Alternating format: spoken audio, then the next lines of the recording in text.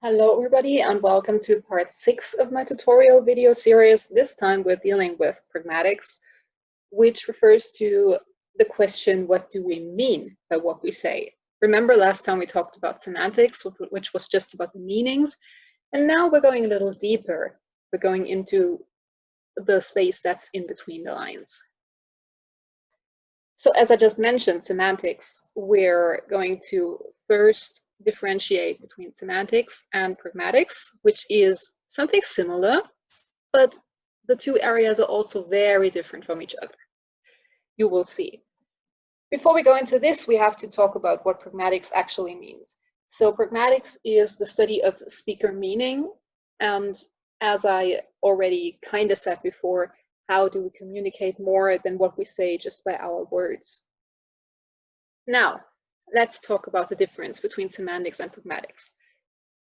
First, we have to address context, which is not of the essence in semantics. In fact, it doesn't matter at all. It's just about the literal meanings of the words in semantics. Whereas in pragmatics, the context is very important. Where semantics deals with all potential meanings of the words you have in your study or in front of you, pragmatics is about the concrete meaning of the words in the situation that they're used in. And the approach also differs. So in semantics, we talk about what something means, whereas in pragmatics, we are more interested in what the speaker means by something, which doesn't always have to be what the dictionary says something means. And then we also have to talk about what is said in semantics, or in pragmatics, what is meant. So that's another difference here. The first major topic we have to address is speech act theory, according to Austin and Searle. So first, what does speech act theory, which is a kind of complex term, actually mean? So the basic tenet here is that in everyday communication, we do not just exchange statements, but we do more. The focus of this research area is the attention of the speaker. And the basic unit in verbal interaction is the speech act. So now let's look at a speech act. This figure looks rather complex, but don't be scared. So we are just analyzing the speech act here. We have two people talking to each other. And first, we have to address the locution. So in the locution, it's just about a grammatically correct and meaningful statement or utterance, which functions purely on the word level. And this locution produces an effect in the listener. And this is the perlocution. So these two terms are important in pragmatics, but not the most important terms, because the illocution matters much more in pragmatics. This is the communicative intention of the speaker, and this works on a meaning level, and this is where we want to get to, actually. Now we have certain types of speech acts that we have to talk about. The first one is the assertive or representative, which basically is just a statement about what the speaker believes to be true. And I brought you 3 examples here. So either we can just make a general statement about something, as in Tom Cruise plays the starring role in Top Gun, where we just talk about the cast of the movie. Or we can talk about something about personal experience, which we for sure know is true. So I spent last night on my couch watching TV is something that we know is true, and this is why this is an assertive. And we can also make general descriptions or scientific statements by representatives like dolphins are mammals. The second speech act we have to talk about is the directive, which is an attempt by the speaker to get the hearer to do something. And we can do this in various levels of politeness, as you will see. The most classic example probably is, would you please pass me the salt? Which is a very polite question of, can you give me the salt, in really very nice words. We can also do this the completely opposite way if we say, shut the F up, will you? Which is just plain rude, but also an attempt to get the hearer to do something. And we can say something more neutral, depending on who we speak to. This is normal or also rude. If we say, close the door, okay? The third speech act is the commissive, which means that you say you will do something and you actually want to do something and you mean it. And the listener will also think you will do this. So if you say, I'll give you the money back tomorrow, you have to remember that you have to give the money back, and the listener will also try to remind you, probably, if you forget about this, because you said you would do it. Or you can also vow to do something by a commissive, like if you're in court and you say, I promise to tell the truth and the whole truth. Or you can threaten somebody. If you say, I'll make you pay for this, then that's also a commissive. Next up, we have the expressive, which is just an expression of the feelings or the psychological state of the speaker. Now, that can be an apology, when you say, I'm really so sorry, or it can be a complaint, what a terrible day, or it can be the genuine expression of joy for somebody else, as in congratulations. The fifth type of speech act is somewhat peculiar, because the declarative actually uses language to create a new extra-linguistic situation. Declaratives are mostly or almost exclusively used in official and formal contexts, like when you call a ship a certain name. If you say, I name this ship XYZ, probably you shouldn't name it Titanic, then this ship has that name from that moment on. Or in a marriage ceremony, when the official says, I hereby declare you husband and wife, that actually changes the marital status of the two people involved. Or also in formal words that are used by certain people, like when a cardinal steps onto the balcony after there was white smoke in a papal election and says, Habemus Papam, and he says, we have a new pope by this. Now, all these were direct speech acts, which are fairly easy to interpret, but most of the time we don't speak in direct speech acts, actually. So often our illocution doesn't match our locution, and we actually mean something else than we say at first glance. So in this indirect speech act, we use a secondary direct speech act, which is explicit, to say something else, namely the implicit primary speech act, and oftentimes we do this to be polite. Like in this example, when we say, it's cold in here, and we actually mean, close the window, we don't want to ask another person directly to close the window, but hope that they will get it if we say that it's cold. Then we have the cooperative principle, according to Grice. And this is another important feature of pragmatics. And we have basically 4 conversational maxims, which function on the basic tenet that the speaker and the hearer want to cooperate and want to make the conversation work, which is why they adhere to these conversational maxims. Now we'll go through them in order. So first we've got quality, which entails that you think or you're actually certain that what you're saying is true. That's, in my opinion, one of the simpler conversational maxims. The second one is quantity, which means that you say nothing more and nothing less than you have to, just what's necessary. So you don't want to give people a sermon about things they might not potentially need. And you also don't want to leave them in the dark, but you just want to tell them what they really have to know. And the third maxim is relation, which means that you shouldn't change the topic and always stay relevant to what is talked about. So you don't want to just throw a random fun fact at somebody, but you want to say something that actually matters in the conversation. And the fourth conversational maxim, in my opinion, this is the most complicated one because it comprises so many different things, which boil down to one and the same, but still is manner.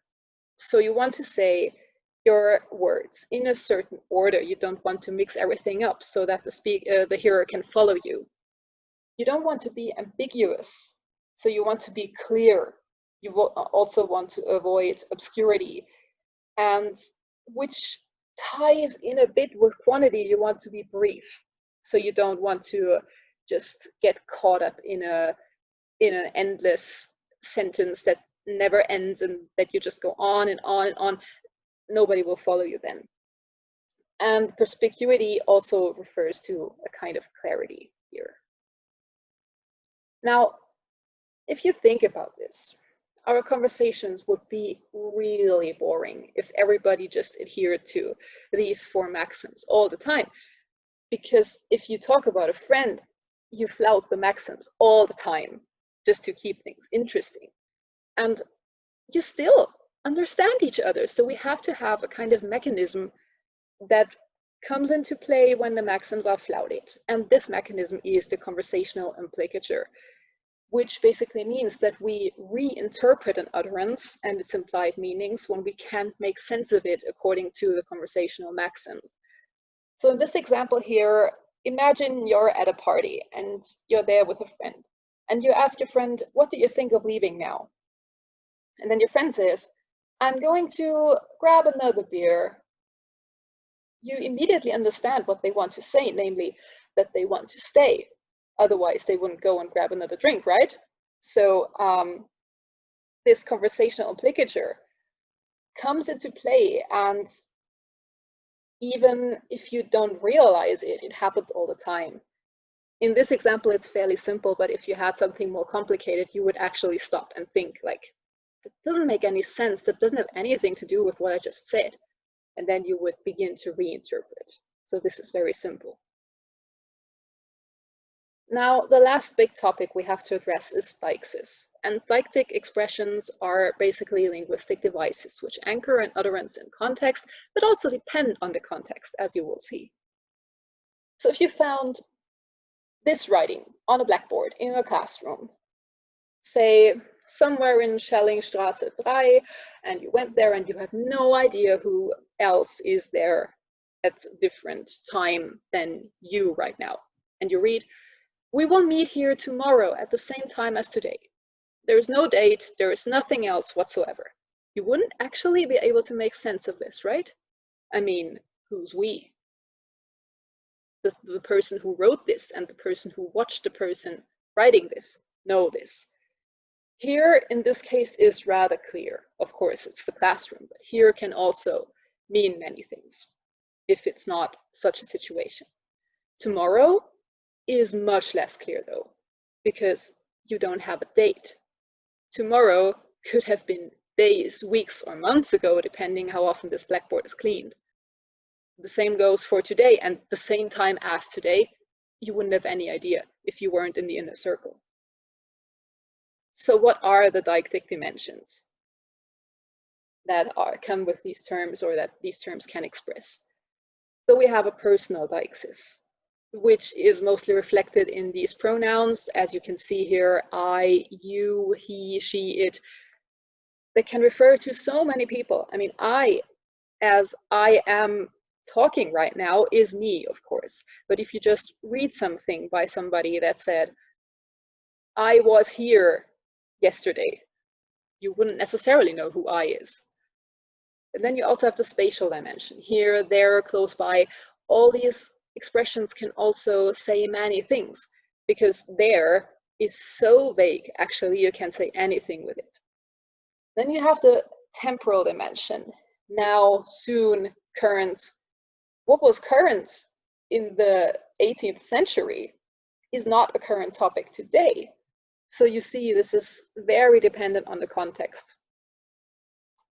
Of course, these are the central dimensions. And you also have more detailed-oriented marginal deictic dimensions. For example, social dimension, which in these examples is reflected by terms of address. You can call basically any man you meet anywhere, sir, and you wouldn't say anything about their identity. Same goes for any woman anywhere, ma'am. You would know who that person is and the person you're talking to, but somebody who's just watching or listening wouldn't have any idea.